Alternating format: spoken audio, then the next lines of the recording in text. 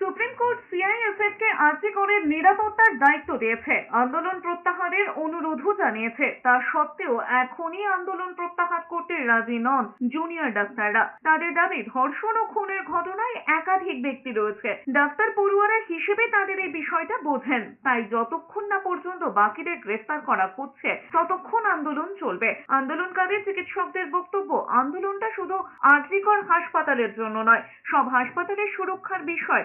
আন্দোলনকারীরা বলেছেন, পুলিশ প্রশাসন কমপ্লিট ফেলিওর, সেটা কেন্দ্রীয় বাহিনী মোতায়েনই বলে দিচ্ছে। তার আরো বলেছেন, তারা সাধারণ মানুষের জীবন বাঁচানোর জন্য লড়াই করেন, সীমান্তে লড়াই করেন না। কেন্দ্রীয় বাহিনী কতদিন থাকবে তা নিয়েও প্রশ্ন রয়েছে বলেই জানিয়েছেন।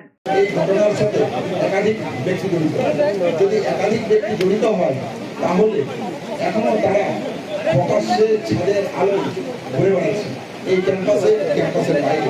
তাহলে আমরা কিভাবে সুরক্ষিত ফিল করতে পারি? তাহলে সিবিআইয়ের গতি প্রকৃতি, তদন্তের গতি প্রকৃতি কি, সেদিকে আমাদের সচেতন নজর থাকবে।